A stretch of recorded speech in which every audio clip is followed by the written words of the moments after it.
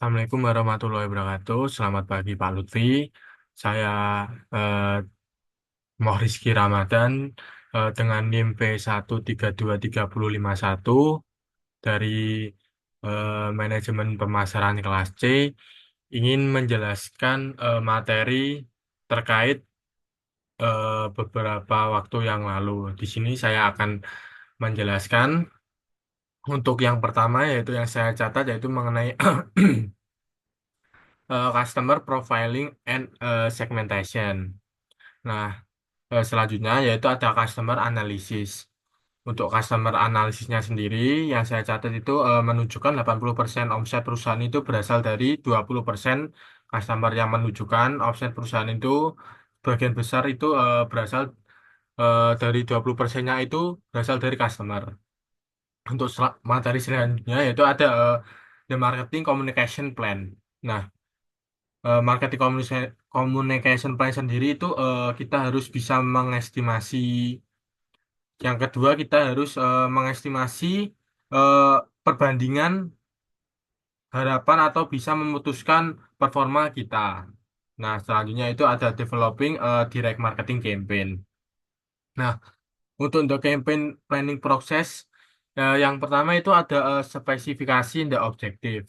Nah, objektif yang harus dibuat yaitu ya harus spesifik. Contohnya, saya ingin meningkatkan omset itu sebesar eh, sekian ratusan juta. Nah, kita itu harus bisa mencapai target itu. Nah, selanjutnya harus bisa kita dapat contoh sendiri yaitu profit perusahaan saya setahun kurang lebih ratusan juta sekian.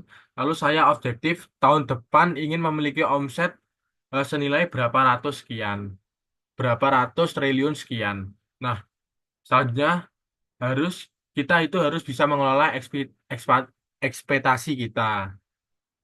Yang kedua yaitu poinnya itu one state or two. Nah, kita perlu mengirimkan beberapa pesan untuk memberikan kepercayaan kepada mereka. Nah, bagaimana kita bisa membangun kepercayaan itu kepada konsumennya sendiri? Nah, untuk yang selanjutnya yaitu identify identify the target audience and where to find them. Nah, yang selanjutnya yang keempat, select the general communication approach. Nah, untuk yang kelima yaitu decide on the best timing. Nah, eh, faktor penentunya sendiri yang paling penting merupakan waktu pengirimannya. Nah, waktu pengiriman itu juga mempengaruhi faktor dalam decide on the best timing. Nah, yang selanjutnya yaitu pemilihan waktunya sendiri itu ya juga merupakan faktor yang sangat penting. Nah, yang keenam yaitu produce and outline creativities plan. Nah, konten apa saja yang harus kita buat? Nah, konten sendiri itu merupakan salah satu bagian penting bagaimana kita bisa menarik konsumennya sendiri. Yang ketujuh yaitu book media. Eh, book media sendiri itu pemilihan billboard eh, TV maupun media sosial yang berpengaruh guna untuk menarik konsumen. Yang kedelapan yaitu produce the advertising material. Dan yang kesembilan yaitu prepare to handle the response. Nah, kita itu harus bisa menghandle para customer. Dan yang ke-10 yaitu deliver the message. Dan yang ke-11 record the details for measurement and evaluation. Nah, yaitu berapa jumlah customer yang kita masukkan ke database maupun yang kita klik. Nah, yang terakhir yang ke-12 yaitu acquisition or retention. Nah, kita mulai tertarik kepada mereka yang mulai bertanya. Materi yang selanjutnya yaitu taking the long term view. Developing and managing customer relationship. Nah, yaitu dibedakan menjadi dua, yaitu eliminate dan agency. Nah, customer retention is the key. Nah, ada dua poin yang saya catat, yaitu perusahaan yang baik merupakan perusahaan yang mampu mempertahankan pelanggan lamanya. Nah, itu tergantung bagaimana itu menyikapi perusahaannya sendiri itu bisa menyikapi para pelanggannya itu biar bertahan di perusahaan kita. Nah, selanjutnya yaitu ada ketika kita mampu mempertahankan pelanggan lama, maka kita mampu mendapatkan keuntungan. Nah, keuntungan itu bisa diperoleh dari customer. Nah, yang selanjutnya yaitu bagaimana kita menjaga pelanggan kita dengan baik. Nah, yang pertama yaitu mengembangkan dengan pendekatan yang berbeda-beda. Yang kedua, cukup sulit tapi kita mampu mengatasi dengan database. Nah, database sendiri merupakan salah satu data yang diperoleh dari pelanggan kita. Yang selanjutnya, kita mampu memprediksikan produk kita yang baru. Nah, bagaimana kita menginovasi produk kita agar eh, pelanggan kita itu mulai tertarik terus dan bagaimana kita mempertahankannya. Dan yang terakhir, analisis yang sudah kita buat. Nah, kita menganalisis setiap barang yang kita jual ke pelanggan. Nah, itu kita bisa lihat mana barang yang harus kita jual dan mana yang kita stop produksi. Dan selanjutnya yaitu apa yang membuat konsumen loyal. Nah, konsumen loyal sendiri yaitu konsumen yang sudah berlangganan terus kepada perusahaan kita. Nah, itu yang pertama, ada poin yang pertama yaitu kita bisa melihat attitude terhadap pada brand kita. Dan yang kedua, mengandalkan komunikasi yang kita buat. Dan yang ketiga, suatu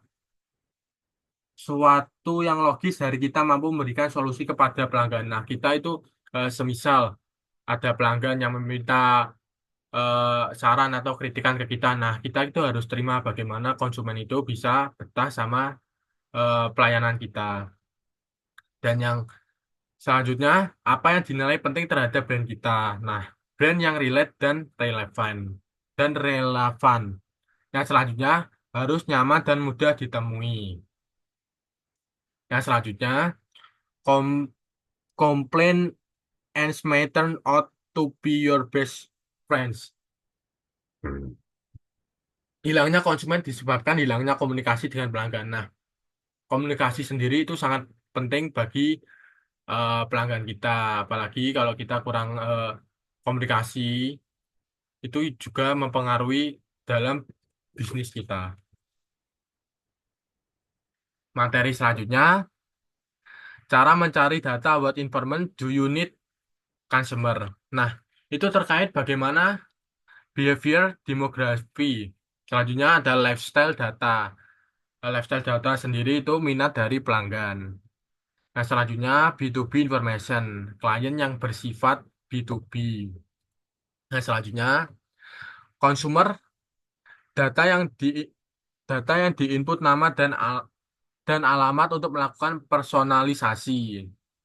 Nah, selanjutnya transaksional information. Nah, itu informasi terkait transaksi pelanggan terkait produk yang dibeli dan ditanyakan. Yang selanjutnya ada how long have they been a customer. Nah, itu berapa lama jadi customer. Semakin lama mempertahankan kesempatan yang lebih untuk mempertahankan bisnis. Yang selanjutnya, property type, yaitu daya beli. Bisa estimasi properti yang sama memiliki kebutuhan yang mirip. Yang selanjutnya, household composition. Nah, itu merupakan apakah berumah tangga atau sendiri. Yang selanjutnya, lifestyle data, yaitu terkait gaya hidup yang harus diidentifikasi. Nah, itu didapat dengan penggunaan kuesioner yang dibagikan kepada pelanggan. Nah, selanjutnya yaitu B2B. B2B merupakan informasi yang dibutuhkan jenis bisnis, kode industri, retail, ataupun bank. Selanjutnya company size yaitu jumlah pegawai dan aset, angka karyawan, dan turnover yaitu rendah bisnis baik. Selanjutnya ada usia. Yang selanjutnya itu whole option information. Nah, yang materi pertama yaitu internally yaitu bisa melakukan survei secara langsung melalui staf kita. Yang selanjutnya externally yaitu bisnis menyediakan data yang bisa dicari. Nah, mencari data dari industri retail, data yang dibeli. Nah, selanjutnya yaitu marketing research, yaitu dengan teknik yang ada, yaitu penggunaan teknik regresi linear. Yang selanjutnya yaitu collection informasi dari konsumen lama karyawan. pastikan pegawai mam- pastikan pegawai mampu mengumpulkan informasi di setiap peluang.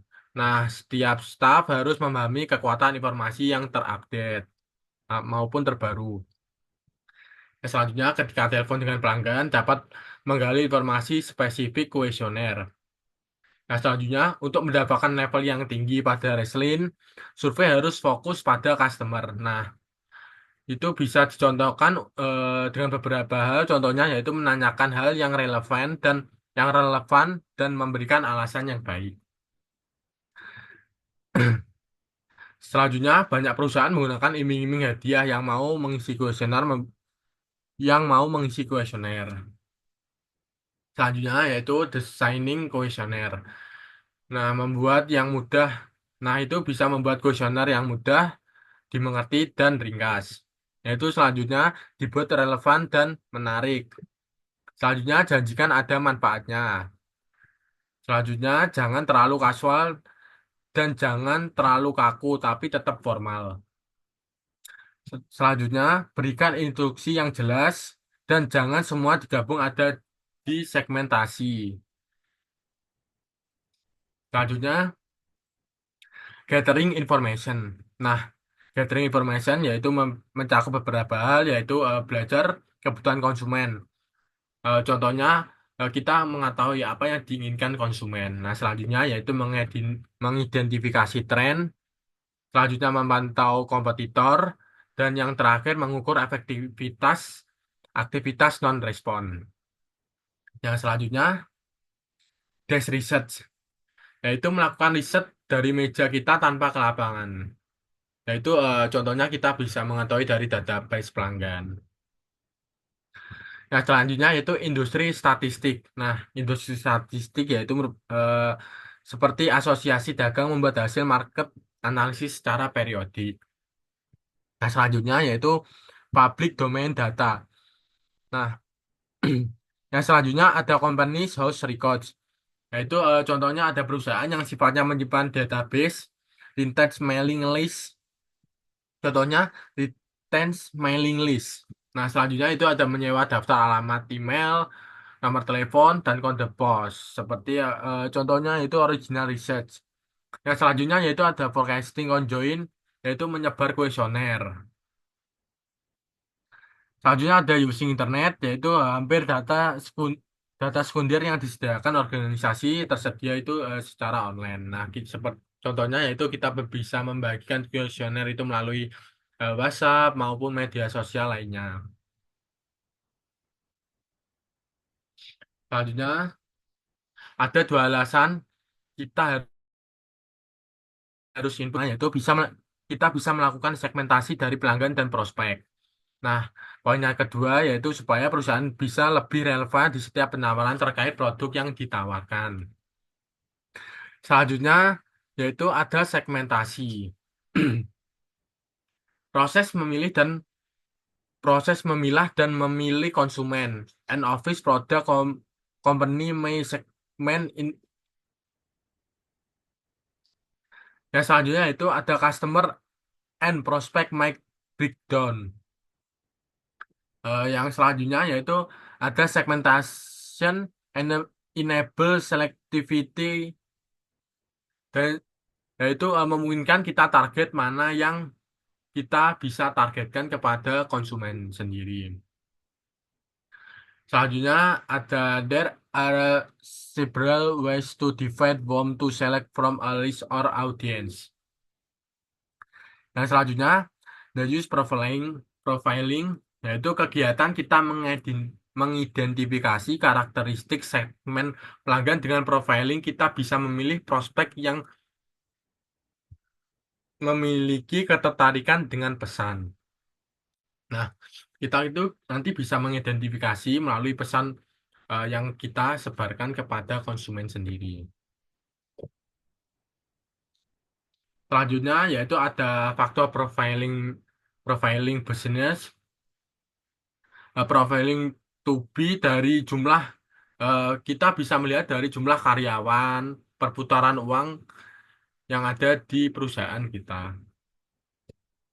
Nah, selanjutnya yaitu type and source of external data.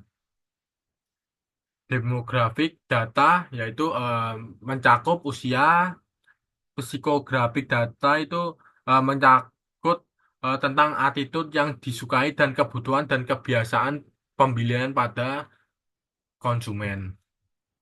Yang selanjutnya ada leader of loyalty. Untuk mensegmen masuk kemana.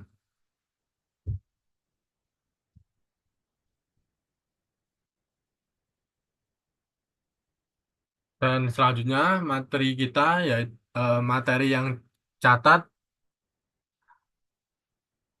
itu ada direct marketing box. Nah, direct marketing uh, merupakan is a discipline a subset of marketing which permits us to carry out certain marketing tasks more efficient. Nah, itu merupakan bagaimana kita berusaha memfokuskan siapa yang kita promosikan maka tidak membuang uang sia-sia. Nah, itu untuk melakukan efisiensi dengan cara mengumpulkan data dan menganalisis berbagai individual customer.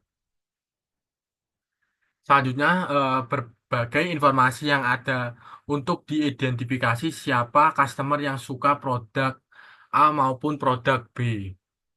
Nah, direct marketing juga dipanggil one-to marketing ataupun database marketing. Selanjutnya is this not an innovation of people privacy. Nah, opt-in,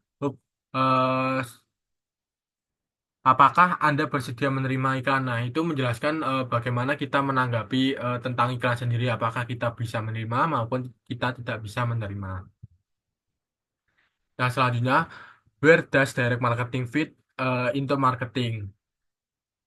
Nah, marketing itu merupakan proses mengidentifikasi kebutuhan konsumen dan memuaskan konsumen yang akan bermanfaat bagi perusahaan. Marketing sendiri juga bisa dikatakan bagaimana kita, bisa diartikan pengumpulan data konsumen akan memungkinkan perusahaan untuk mengidentifikasi kebutuhan konsumen yang lebih presisi. Kita mengkomunikasikan solusi kepada pelanggan yang lebih efisien biaya. Dalam kata lain, direct marketing dapat mendukung proses dalam pemasaran. Direct marketing sendiri lebih berfokus pada level individual RFM yang merupakan recency, frekuensi, and monetary cluster analysis. Yang selanjutnya yaitu why is direct marketing is growing. Nah, untuk yang poin pertama, choice choice or banyaknya informasi pelanggan semakin kewalahan dengan berbagai informasi. Nah, yang poin kedua, information available atau karena terlalu banyak informasi yang ada. Yang poin ketiga, yang terakhir, greater pressure on customer budget. Nah, itu karena konsumen lebih baik dalam mengelola budget. Nah, yang selanjutnya, information the driving force behind direct marketing. Marketer selalu menggunakan marketers research untuk memahami customer needs Pareto yang sebesar 80 sampai 20%. Where does all the information come from? Nah, itu merupakan dari mana market research. Yang pertama, meng-highlight kesalahan customer terhadap pesan yang kita berikan. Yang kedua, memahami kapan dan mengapa orang-orang memutuskan untuk membeli spesifik produk. Nah, kita itu bisa mengetahui dari customer. Nah, customer sendiri itu juga bisa memutuskan entah itu beli produknya itu entah kapan saja atau yang mereka butuhkan. Nah, selanjutnya yaitu menggunakan kuesioner. Seperti eh, seperti kita bisa membagikan kuesioner kepada pelanggan kita itu bisa mengenai tentang masukan entah yang mereka butuhkan. Nah, itu kita bisa terima seperti customer database atau yang disebut customer database. Yang selanjutnya memiliki beberapa data konsumen, kita bisa menganalisis berbagai data dari alamat, email, dan nomor telepon. Nah, selanjutnya, rapat mengidentifikasi bagaimana mereka memberikan reaksi terhadap barang kita. Yang selanjutnya, behavior, yaitu perilaku yang bisa kita tracking dari database. Nah, selanjutnya ada attitude, yaitu sikap kita terhadap suatu brand. Nah, selanjutnya ada marketing communication, yaitu mempunyai 4 tujuan. Yang pertama, untuk inisiasi sebuah hubungan. Yang kedua, untuk membangun hubungan kepada transaksi penjualan. Yang ketiga, untuk menjaga hubungan. Dan yang keempat, eh, resource lives relationship. Dan selanjutnya, pada elemen ini pasti kita membutuhkan analisis forecast. Target setahun bisa kita lihat dari target per minggunya, besar dana iklan berdasarkan jumlah penjualan, dan keinginan kita menemukan hubungan antara budget pemasaran dan IMC. Selanjutnya, kreativitas message strategis atau pengembangan konsep kreativitas adalah konten. Tantangannya adalah konsistensi pada setiap pesan, ti- tidak hanya pengembangan, tapi pesan konsisten yang melalui berbagai saluran. Perlu perlu juga membuat konten yang pragmatis, yaitu seperti menonjolkan keunggulan pada brand ataupun produk kita. Yang selanjutnya yaitu konflik ketika tim kreatif ingin buat konten yang menghibur dan tidak mau mem- memasukkan tentang brand. Pada setiap pesan yang kita buat merupakan salah satu solusi konsumen, kebutuhan dan keinginan konsumen. Nah, selanjutnya, media delivery strategi media. Yang paling pertama yaitu ada legacy. Legacy sendiri itu ada di TV, radio, majalah yang lebih konvensional. Nah, selanjutnya yang kedua ada digital media seperti sosmed, email, website maupun lainnya. Nah, tantangan ini merupakan yaitu budget alokasi. Bagaimana kita bisa mencapai konsumen dengan media yang ada dengan budget yang terbatas. Nah, metode dan perencanaan yang akurat sangat penting untuk sumber dana yang efektif. Nah, selanjutnya ada performance metric atau advertise. Kita bisa memakai AIDA, marketing objektif, ada selanjutnya ada marketing objektif ya, ada share volume, market share, profitabilitas, ada ROI. Nah, kegunaannya itu untuk melihat performa campaign berhasil atau tidaknya. Nah, selanjutnya ada IMC, Objective and Budget Finding Method, and allocating financial resource. Yaitu menghabiskan uang untuk bisnis yang mudah. Selanjutnya ada marketing manager selalu merencanakan program. Yang selanjutnya ada advertise and sales promotion yang selalu besar di antara program lainnya. Yang selanjutnya ada estimate estimating cost dengan cara forecasting, dan yang terakhir jangka panjang fokusnya pada customer retention agar pelanggan kita tetap setia. Nah, sekian materi yang dapat saya sampaikan. Jika ada kurangnya, saya mohon maaf. Wassalamualaikum warahmatullahi wabarakatuh.